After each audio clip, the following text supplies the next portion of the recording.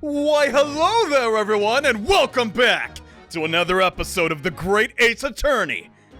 And in this episode, I guess we're speaking to our, what is she? She's not a friend. She's not even an acquaintance. More like an adversary. Not even that, because she helped us in the end. What does it matter? Lady, tell the truth. Did you steal that jacket and are selling it here at the pawn shop? Because honestly, that's pretty effing smart of you. I have to admit, somehow I didn't really think you were the sort of person who'd use a pawnbroker, Miss Lestrade.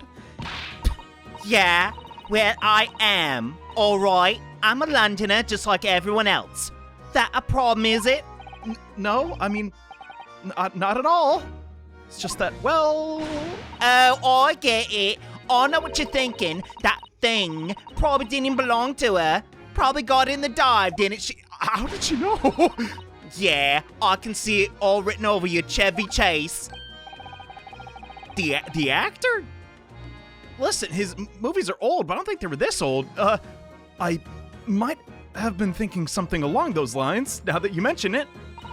Oh, come now, Naruto. That's profiling. I know, but... You're not going to deny it, Mr. Naruto?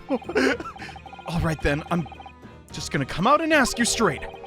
Do you pawn things that you steal from other people? Here? Because that's mean. And also very devious. Well, I don't know best to answer that, really. Pretty much admitting it. Suppose. Sometimes I do. Okay, well... You're not going to deny it either, Miss Lestrade? Oh, goodness. What? But not this time, all right? I swear. That thing belongs to me. Oh, not talking about the jacket at all. The disc that Mr. Windabank is holding. Okay. Perhaps we should see what he has to say about all this. Okay, so later, Miss Lestrade. Well, talk to... I can't talk to him here. Okay. You're not holding it in your hand, sir. Why not? I'd imagine he'd be spinning it on one finger. Yet he isn't. Strange. Mr. Windabank, what exactly is this metal disc that Miss Lestrade has brought in? Seems to have hundreds of tiny little bumps on its surface. Oh, this is a music disc, you see? For use inside a music box. Okay. Heard of those, but never seen one. What? You don't even know what a music box is? You Eastern lot ain't too savvy, are ya? Why are you so mean to me? I mean, I started it, but come on! I know what a music box is, Miss Lestrade. I've just never seen one of these discs before. Did you know what a music box was literally today? The small protrusions on the metal disc code the tune to be played by the music box. You simply insert the disc to set the machine going and beautiful music plays. Why, I can hear it now. Oh goodness, it's delightful. Imagine it's canon, only he can hear the soundtrack. It's so incredible. Tell us, what tune is on this disc? Well, I'm afraid I couldn't tell you that.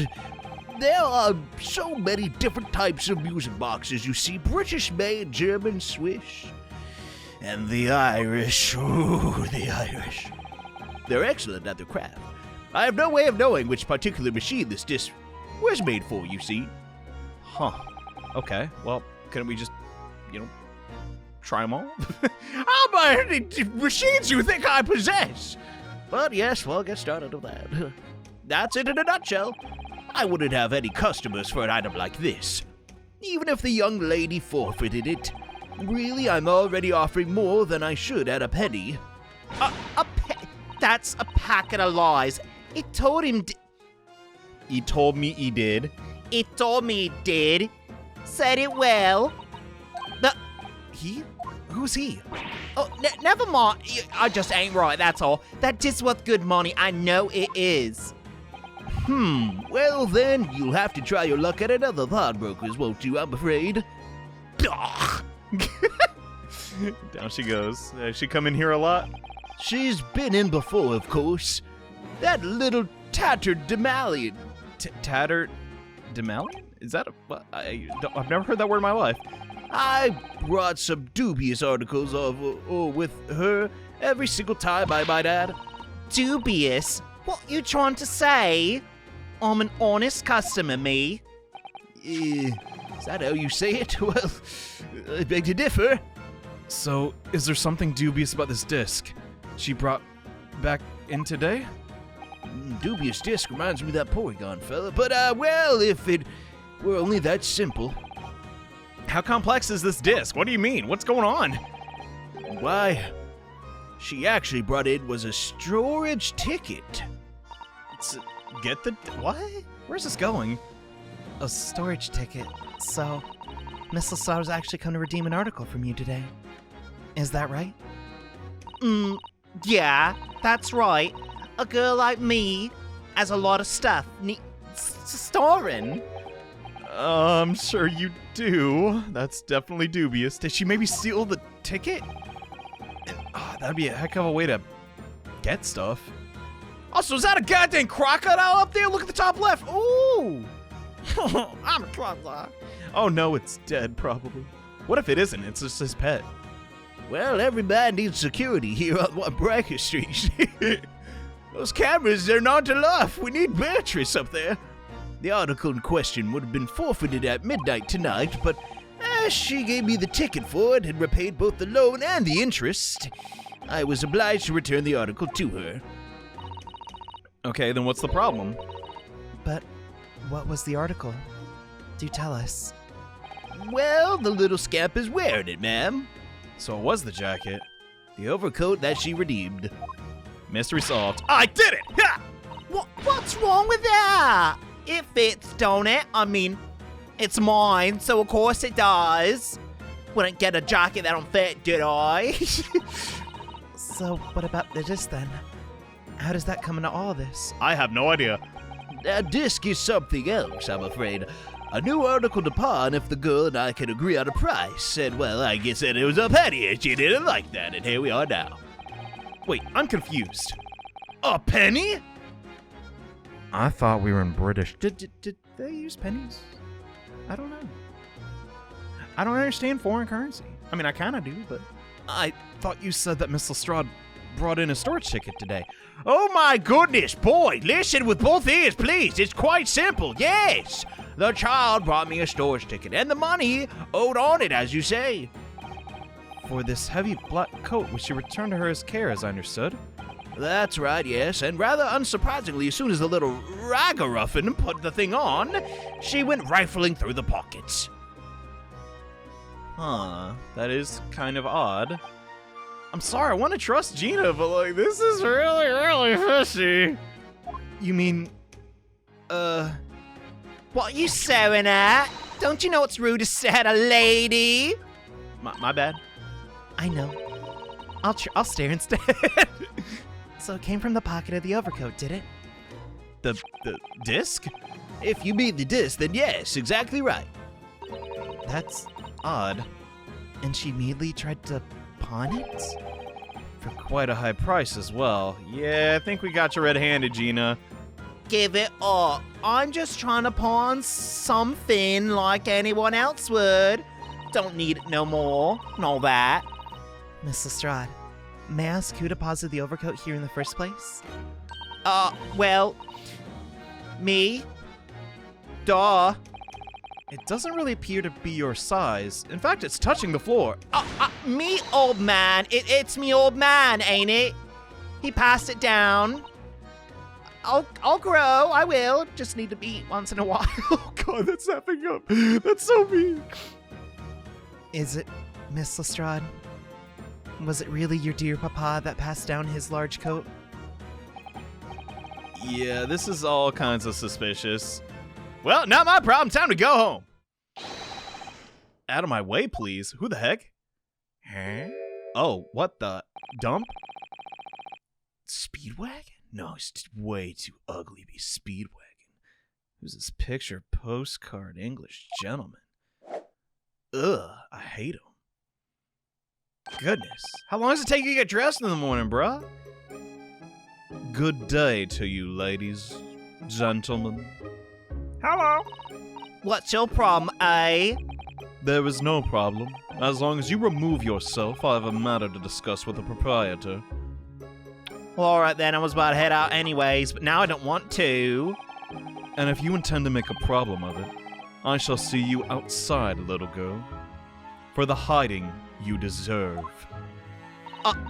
Look, ain't it obvious? I ain't done talking with him yet. Get us in line, you brat. If you think you're such a gent, you should know how to wait in a line. He did not like that. Or maybe he did. His expression seldom changes.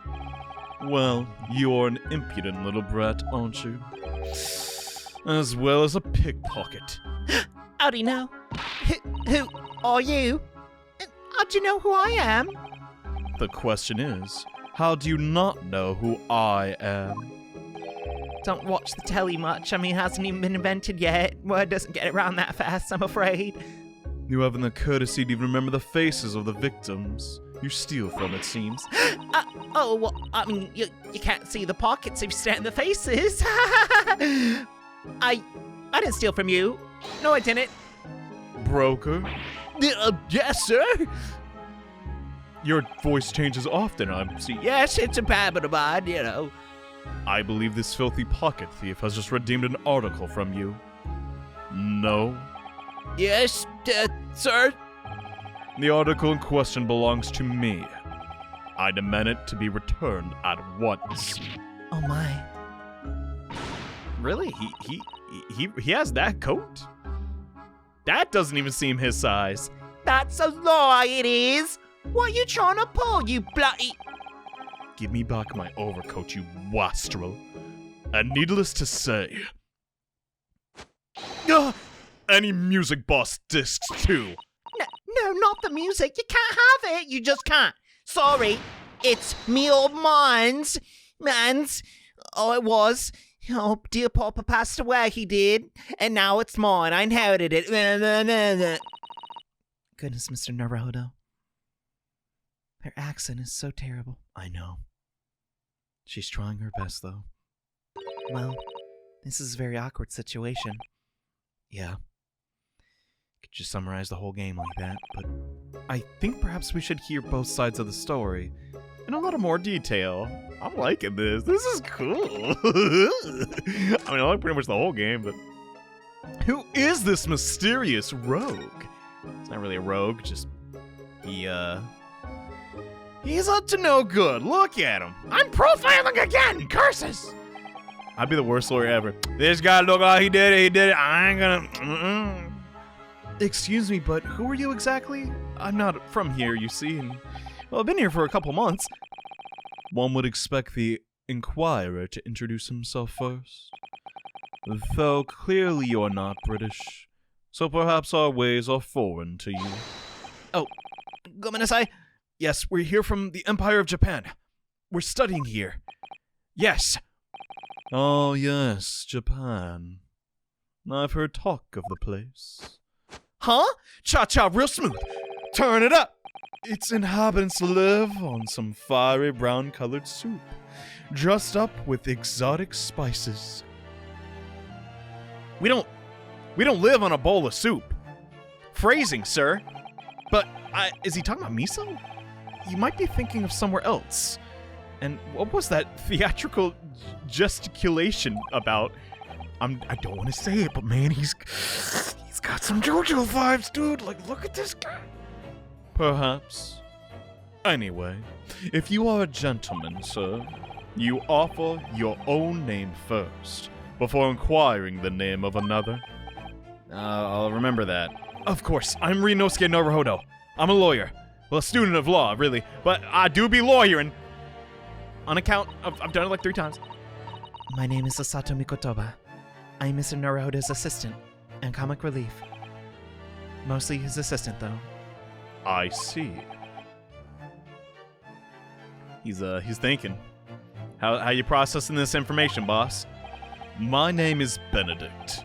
Yes. Egbert Benedict?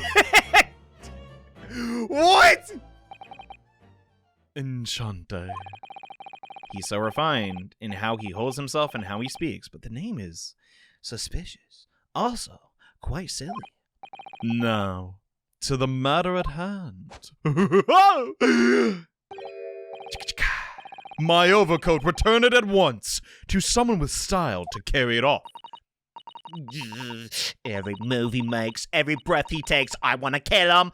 I can't stand watching him. I got the reference. It was good. Where's Gina? Does she not get a model? Gina, you hiding under the gnomes? Whatever the crowd they are. Alright, so why'd you steal from Egbert? Come on, that's messed up. What if he fell down and cracked his head? Humpty Dumpty. Humpty Dumpty? Ugh. It makes it sound like he got a big booty. Anyway. Miss Lestrade, I'm sorry for distracting you about the fairy tale with the egg with the large tuchus, but is what the gentleman is saying? Oh, what did you think? It's all lies, ain't it? Obviously, I swear on my life, I ain't never laid eyes on that dandy before. Let's hear it now, you little ragamuffin. I love muffins. Can't help myself, I'm afraid. You stole it, didn't you? That ticket you brought in there just now? No, I swear it. I swear to God.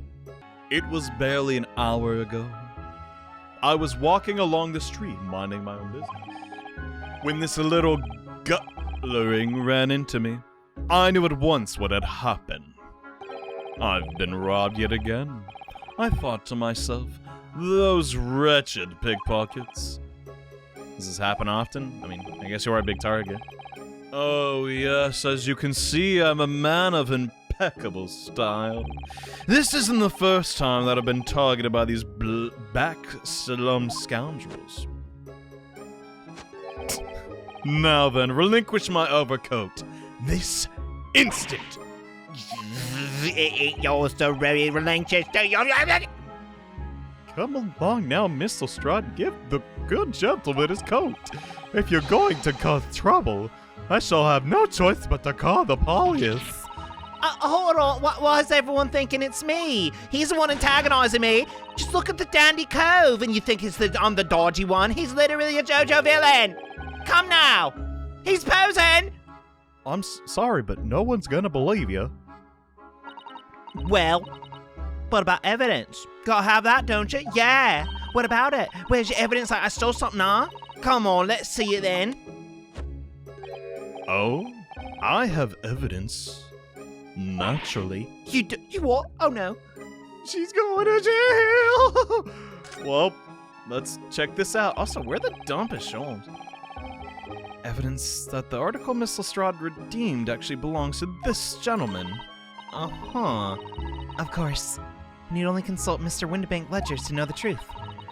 We'd be able to look up the name of the person who deposited it in the first place. Right. If it says Egbert, then... I'm very sorry, but I'm afraid that won't be possible. How many voices can I make the old man in this episode? Who will know? I never ask customer names. That's a strict policy of mine. That seems like an insanely flawed system. Like, the exact situation we are now observing would happen if you didn't check names. But why not? Well, now, as you can imagine, some of my customers have circumstances to consider. A great many of them prefer to maintain their anonymity. I guess? I see. But then, how can you know if the article belongs to the person asking to redeem it? Oh, it's simple. You should have asked from the start. Good sir, might I trouble you for the watchword associated with the article in question? Watchword? Of course, it's... Professor. That's right. And all the evidence we need. The gentleman is the rightful owner of that article, without a doubt. Interesting. Well, I guess it's not as flawed of a system as I thought.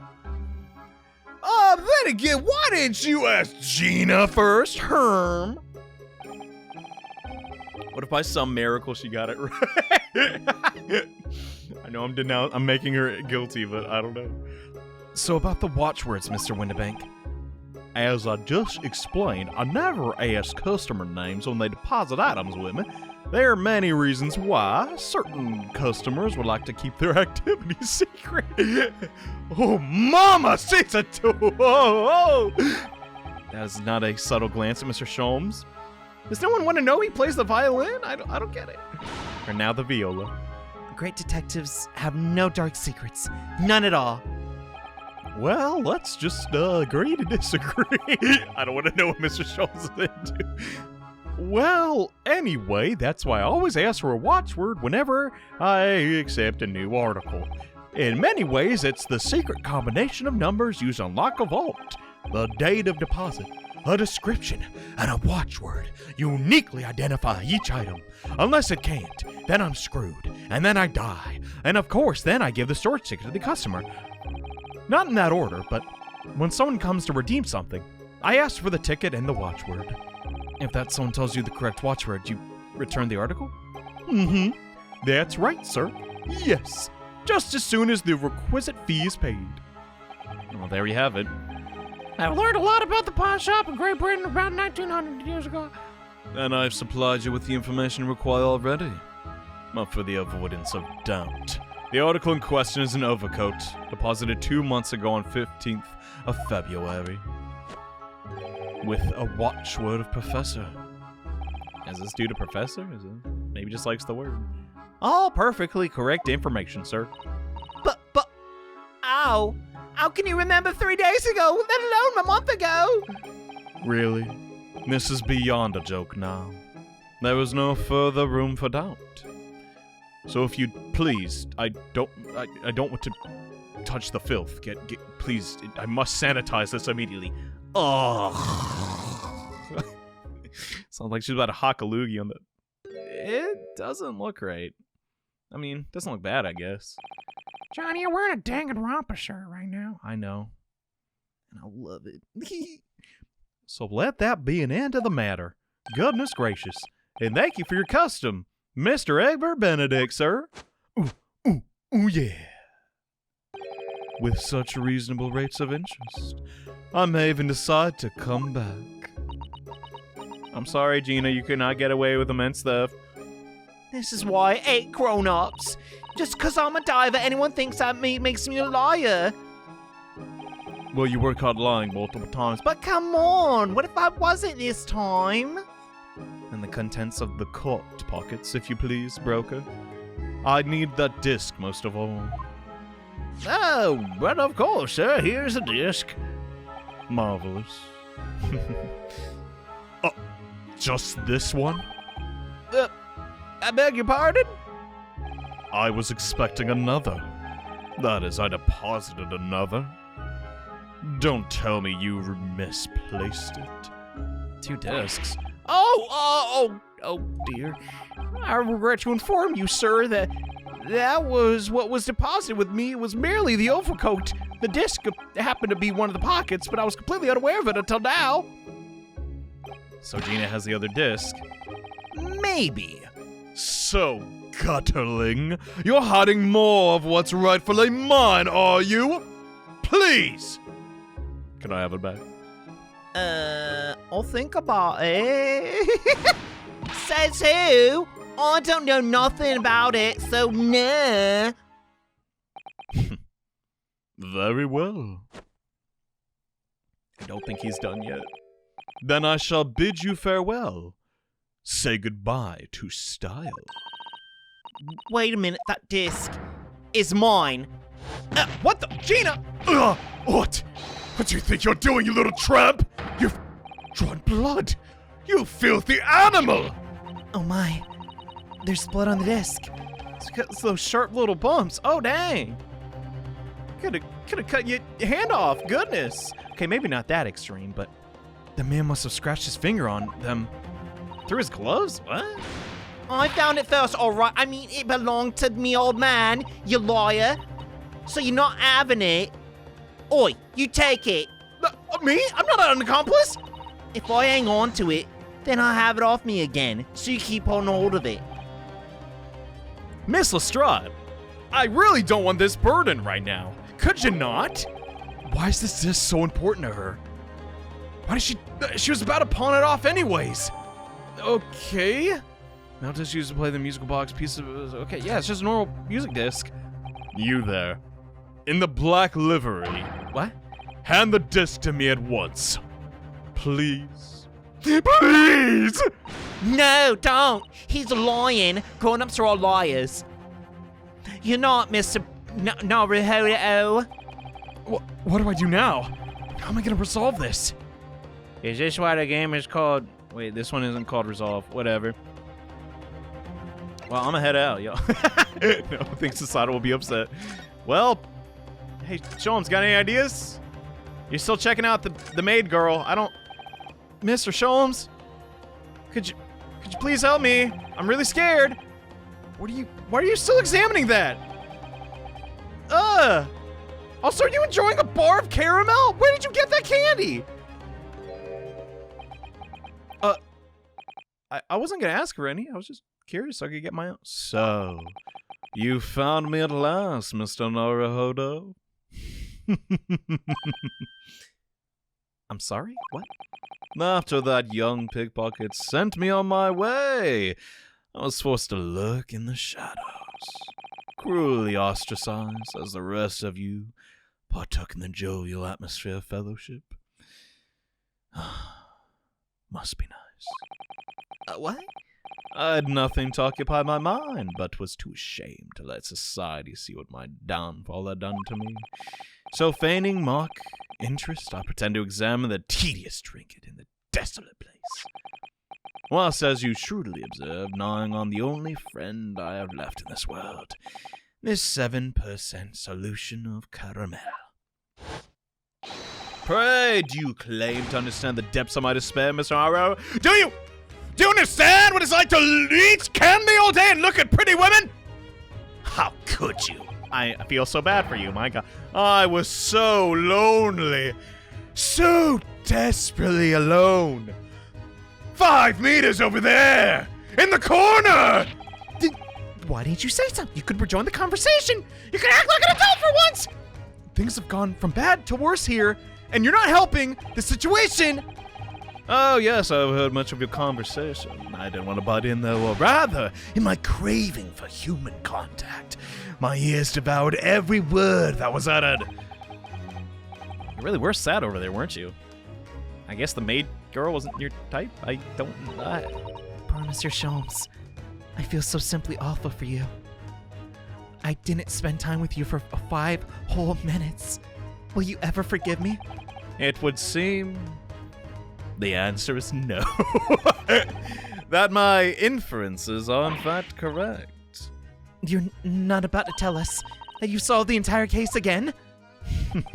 My dear madam, sometimes I wonder, were my genius for deduction to be condominicized? How much could I pawn it for? This is a weird hypothetical. It seems Mr. Sholmes has another flash of sudden inspiration. Here we go again! Who knows if it'll help to resolve the situation between Strahd and the mysterious gentleman. What's the right thing to do here? Man, dude, listen here, I don't give a dump. YOLO, baby. Let's do the dance. I can't stop doing that. I don't know why. It's really weird. It's getting in the way of my relationships and friendships. Well, Miss Lestrade, it would appear you find yourself in something of a predicament. Oi! Where the blue blazes have you been? Oh, pardon? I could say the same to you. What? When a lady's in trouble, a true gentleman's supposed to be there and help straight away, not later. Harsh, but she's not wrong. Goodness, Sholmes, get it together. How can Susato look up to this kid? And pray tell, who are you? Mr. Egbert Benedict. You know him? Oh wait, he has ears. You have in my eyes a veritably encyclopedic array of curiosities about your person.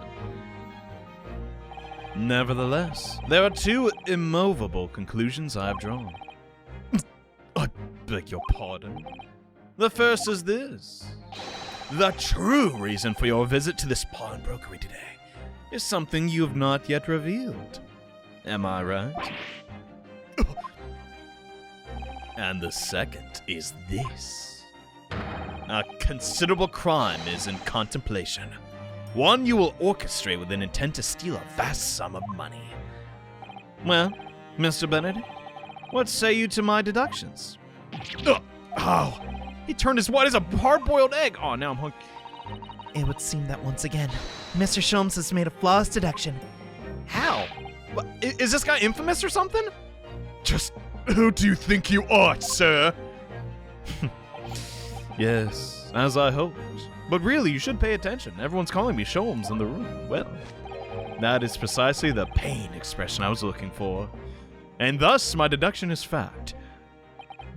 Scotland Yard has been notified. They'll be on their way. So shall we begin? The time has come for yet another Sherlock Holmes Logic and Reasoning Spectacular, baby! Woo! I love these. These are usually the best minigame.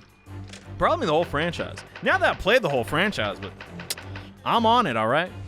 Alright, what are you at, Mr. Egg? Man! First of all, we must ask ourselves on what business you ventured to this pawnbrokery today. You claim to have followed this pickpocket here, having had the redemption ticket stolen from you on the street. But that is most certainly a lie. The real truth is something quite different. Oh snap, what is that? As revealed by which you hold in your hand. Yes, what brought you to this shop in the first place is the staff recruitment flyer. Huh? The piece of paper in your hands is, say, staff wanted. Advertisement for this very shop.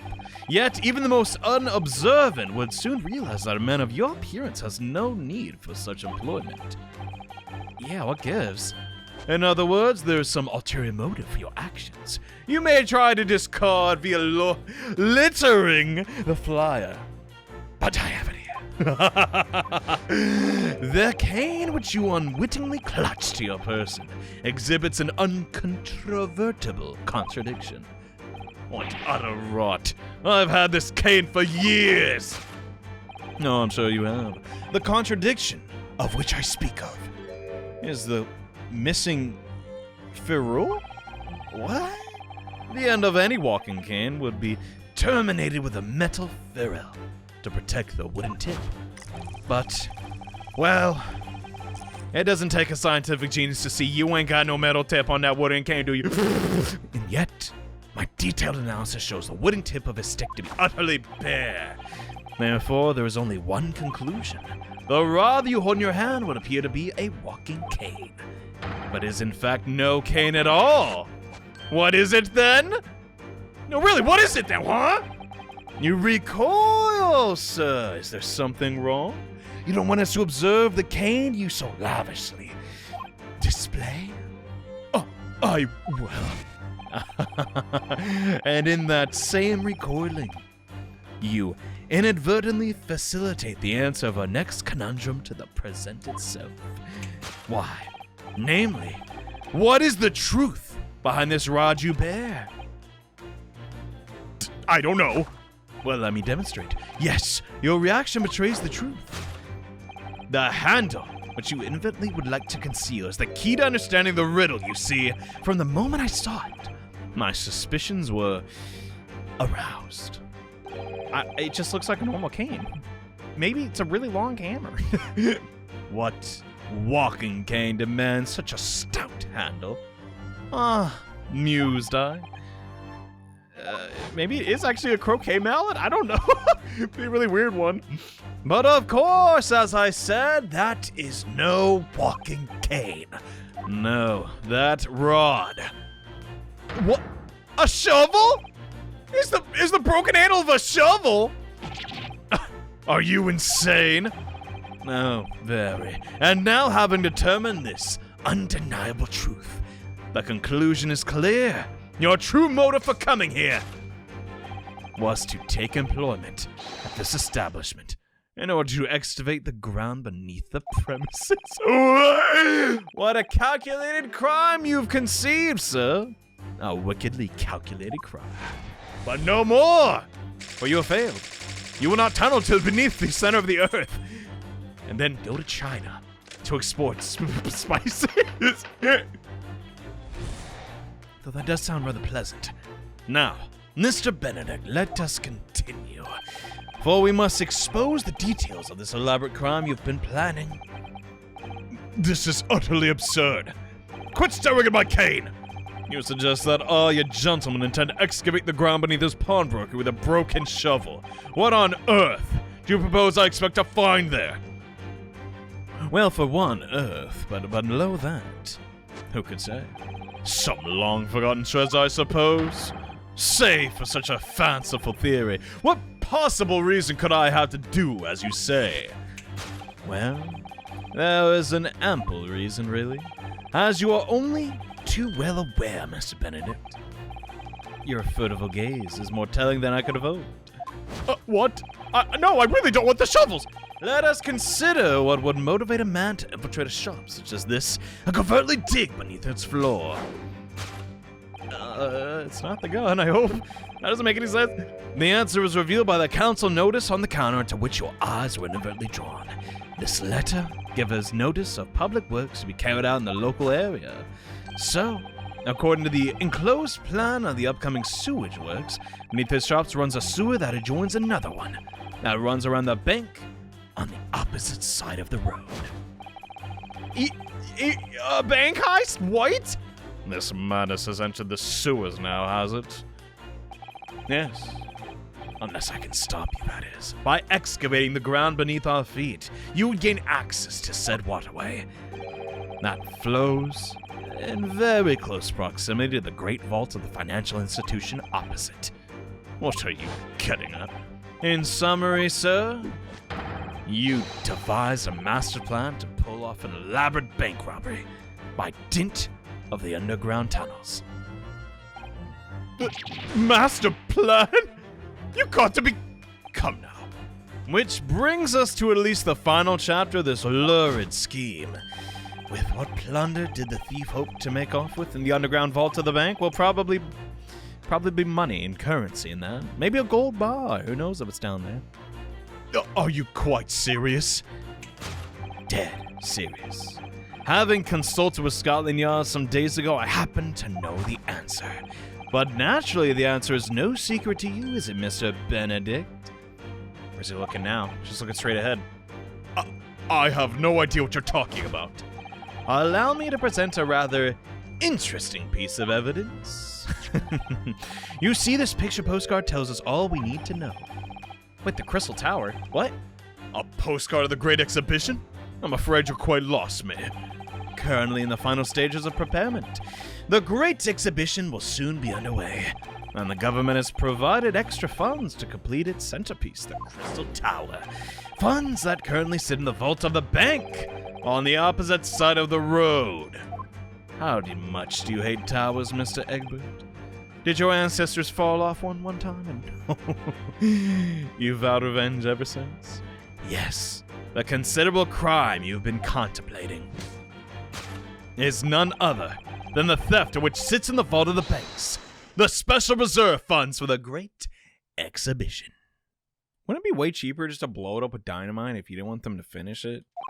Of course! That is top secret police information.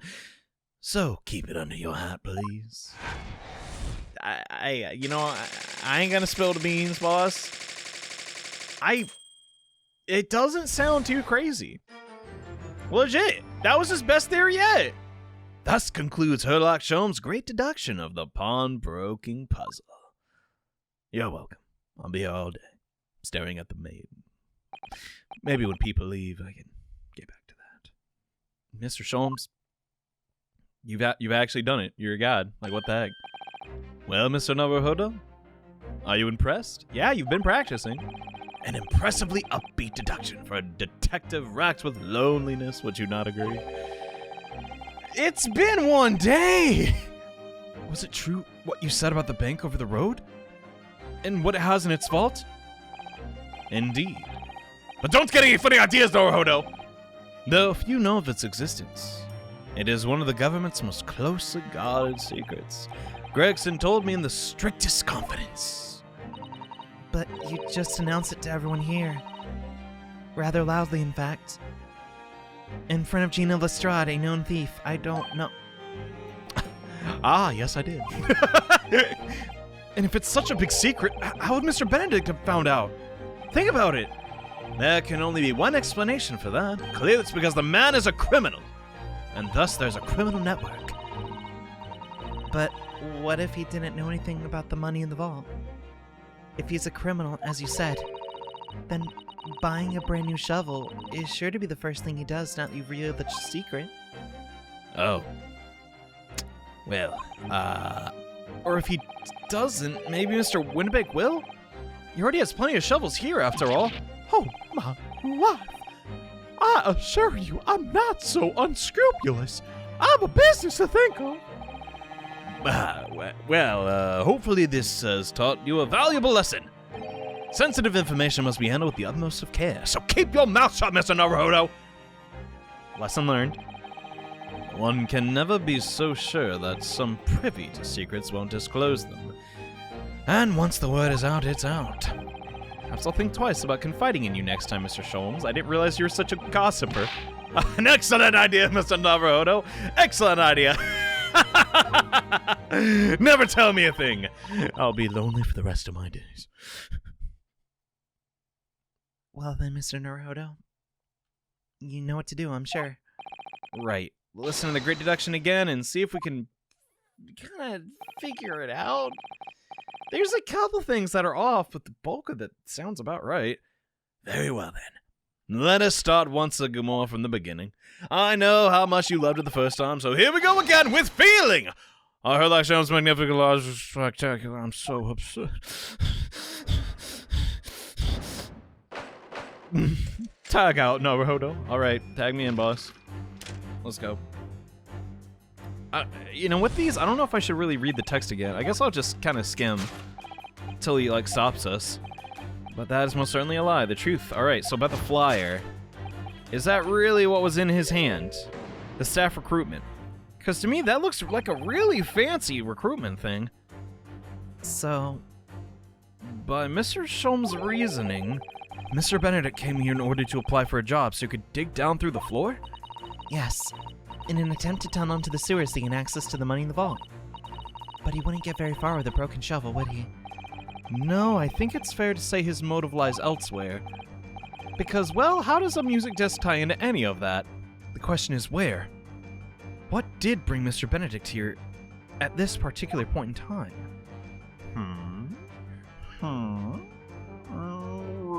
Well, that was pretty easy to figure out. Ask Gina. Look at her silly little hat. Hey, you talking about my hat, you bloody no... Look at the scribble notes on the back of the flyer. I don't believe it! What? It's really not that surprising, Mr. Naruhodo. Listen to what it says. Name, Gina Lestrade. Height, 5'2". I'm assuming those aren't inches, because green cap, scruffy waistcoat, grubby white shirt, blue satchel, ragged. I don't know why I needed the parentheses, but there it is. It's a detailed description, Miss Lestrade. Oh, goodness. She has an admirer? That's rather odd. No, there's even a sketch of her and all. Although if he had showed it to her, she'd fire the smoke grenade launcher at his face. And look, the details of the shop has been written down here, too. Winnebago Pawnbrokery. Redemption deadline 15th of April. I'm starting to think this ain't his overcoat either. How did he procure this information? Which is today. I mean, Benedict had all the information on the back of a piece of paper. He didn't memorize it. Dude, if he only had the one item, I mean, you could have just wrote it down, but that in combination with the Gina thing is rather strange. Sir.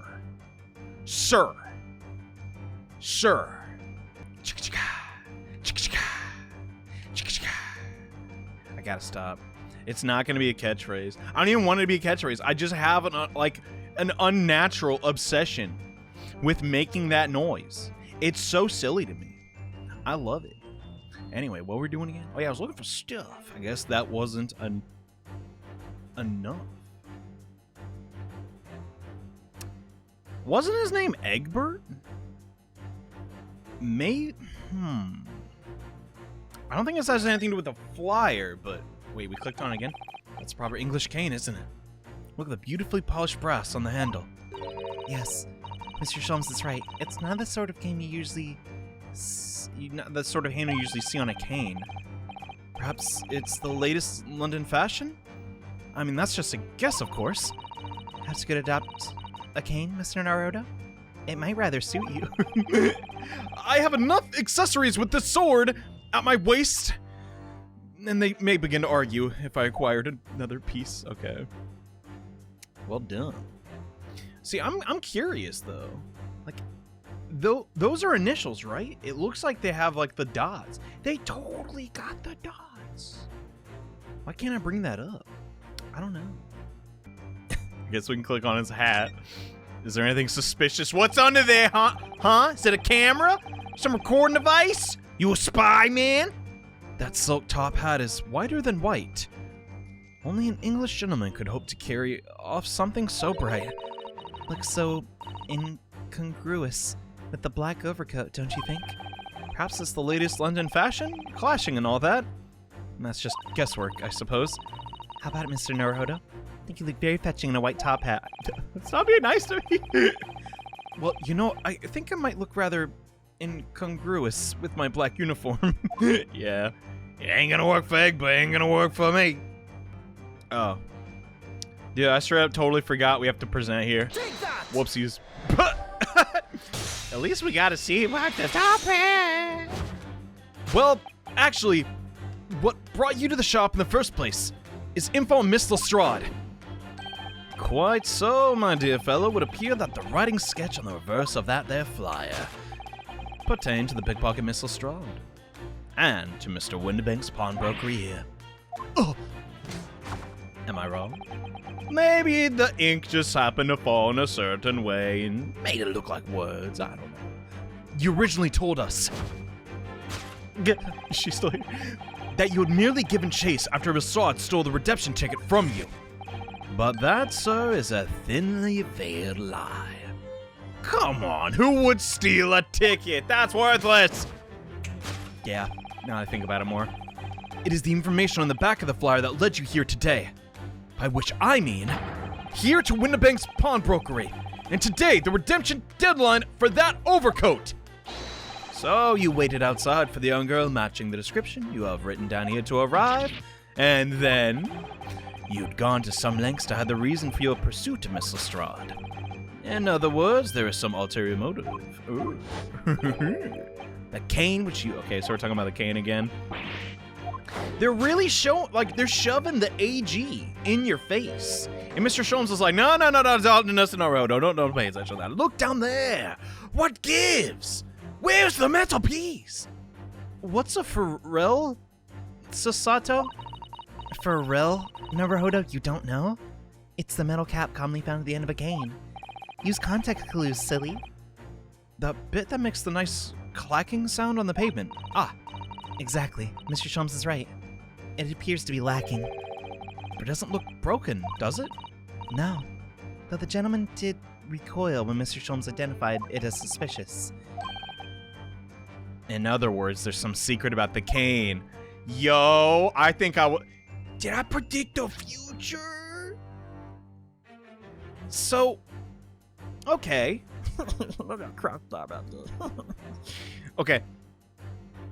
Maybe it's not a shovel, but homie, did you jack this? Is that even your cane? I was right. Yes! It wasn't the people that made it. It belongs to somebody else, don't it? That contradiction which I speak of is, of course, the initialing. Yes! A most astute observation, wouldn't you say, Miss Egbert Benedict? He's so very good at this. Now leave it to the master. We are led to believe, sir, that your initials are E.B. Is that correct? Yet, in a most possessive manner, you have in your grasp a cane bearing the initials A.G. Quite strange. An incontrovertible contradiction indeed, would you not agree?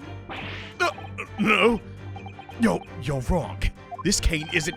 You said that before, you had the cane for years. So which is it? Dang, destroyed. So don't try to tell us that you borrowed it from a friend, or found it in the park. In short, though you hold yourself to be a gentleman, you have withheld your true name. Dang. Wait, what was that sound? Huh? Huh? Homie Joe, did you rip your boxes? Yeah, I've been there before. Yeah, that's so. Man. Is something wrong? Well, And you're recording, huh? Did it play that sound before? I don't recall. What is he looking at? He's not looking at anything. Wait, what? Now he's letting go of the handle? What? Let's consider the bare bones of what's happened here. Mr. Lestrade redeemed the fine-looking coat. Now mysterious man's appeared, introducing himself with a fake name and claiming the overcoat belonged to him. Dude, is he the thiefer? What? But we know that he actually identified Miss Lestrade from a written description, which suggests that everything he's told us is untrue. So what we need to do here is something to prove the overcoat could not possibly belong to him. Okay. Maybe that ripping sound was the... Ooh, it was! Sir. A fine gentleman like yourself would most likely get their clothing fitted. Wouldn't you agree? Oh, we got police work. Okay. Woo! I think what he says when he says take that, it guarantees it. I don't know. The split scene which you evidently would like to conceal is the key to understanding this riddle.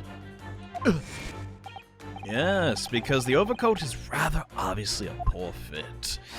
And having forced it over your broad shoulders, the seam is already breaking apart. My suspicions were aroused from the onset. I just chose to withhold that for now.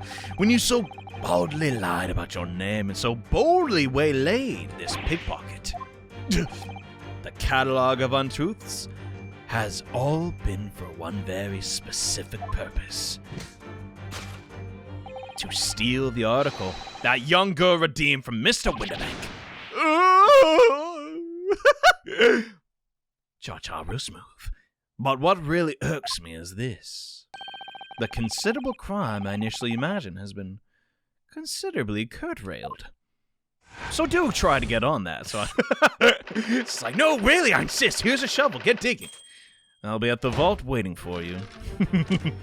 Just never arrives. Where is he? That stinking Egbert! That's a funny image. Okay, moving on. Dang, I gave Shones way too much credit. I was like, dude, he's so smart. For once, he got it right. And we're just completely off tangent now.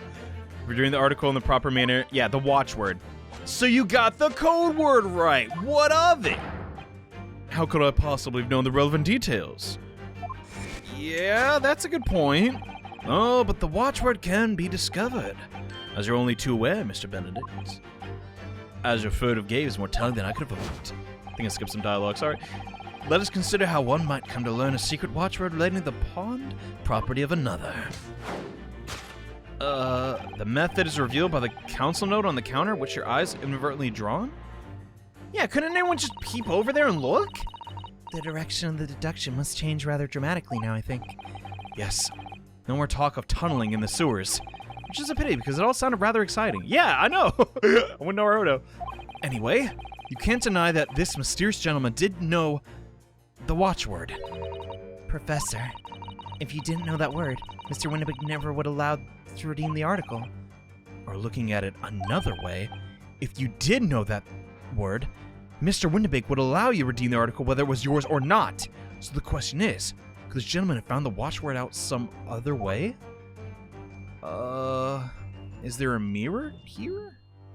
Doesn't seem like it. Council note. Couldn't he just have deposited something and then looked at the... Hold on. Yeah, wait, what is that? No lit. Let's check out that real quick. Look at this, Miss Sasato. It appears to be a memo that Mr. Winterbank ascribed himself. Let's see, what does it say? Oh, Professor!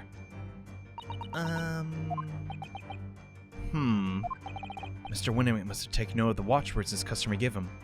Right before their eyes? Then, in an alarmingly clear script as well. So you're telling me Egbert looked at his, pen? Or his quill? Oh dear.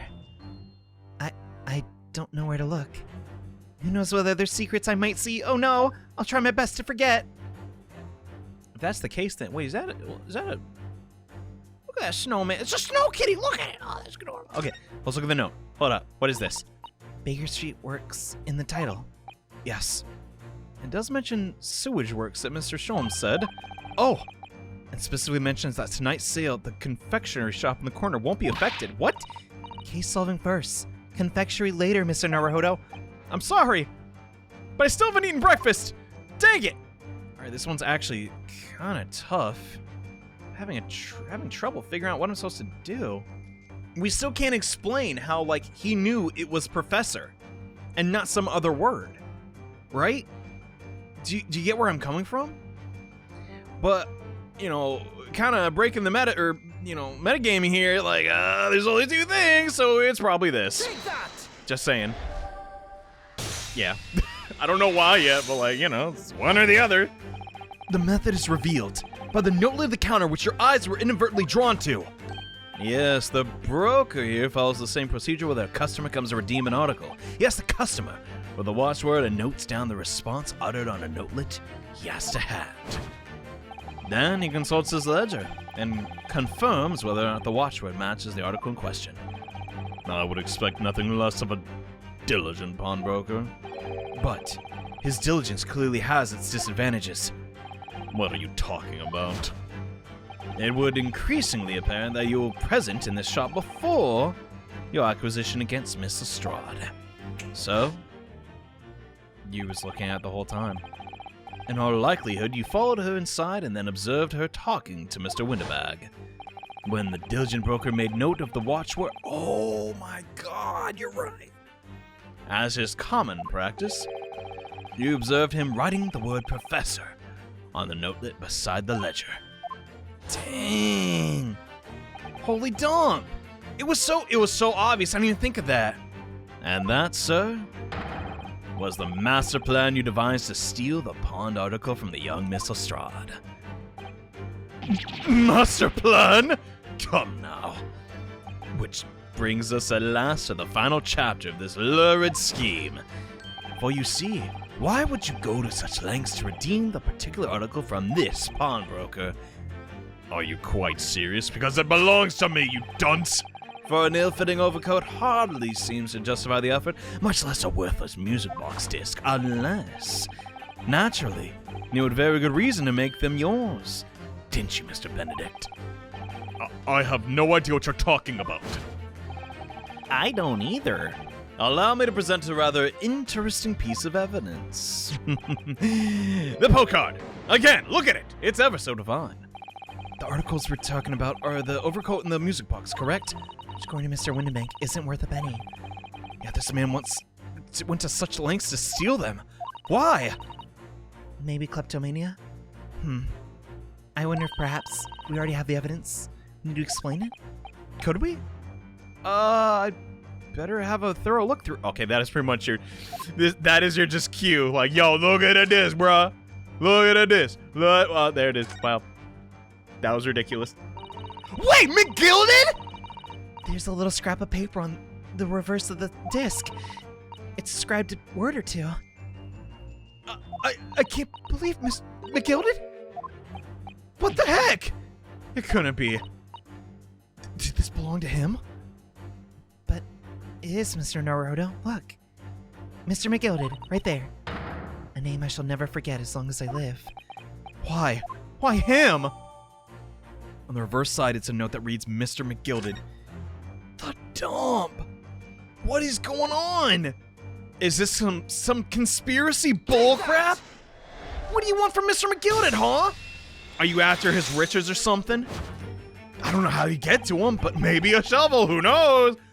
You see, the music box disc tells us all we need to know.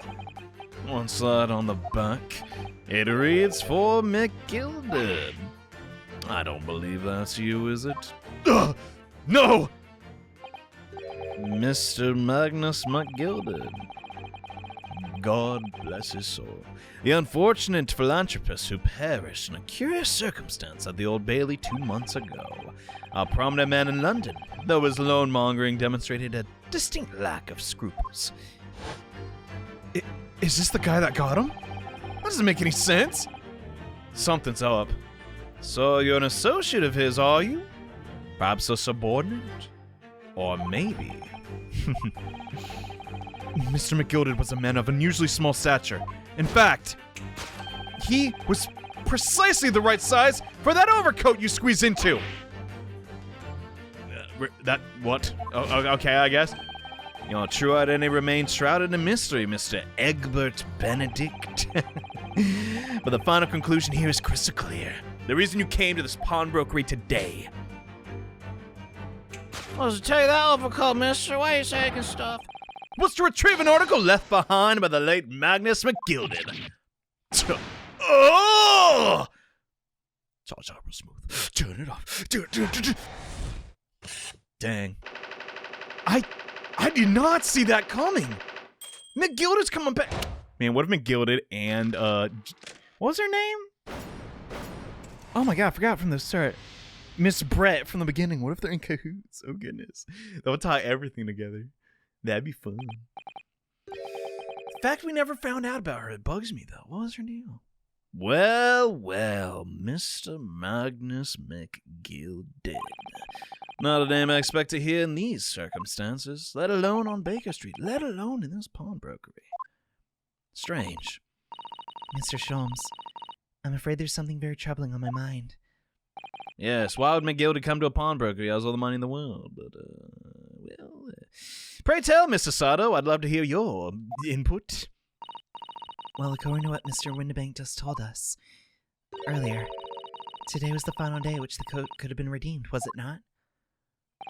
Yes, ma'am, that is correct. Today would be precisely 2 months since it was first deposited. 2 months? Huh? He's been dead for way longer! Today's April 15th, so 2 months ago today. Would have been February 15th, sir, that's right. It's all carefully recorded in my ledger here, deposited at 10:30 p.m., I reckon. But that suggests... Yes, February 15th. It's precisely the day in which the omnibus murder took place. Wait, legit? For real, Mr. Naruhodo.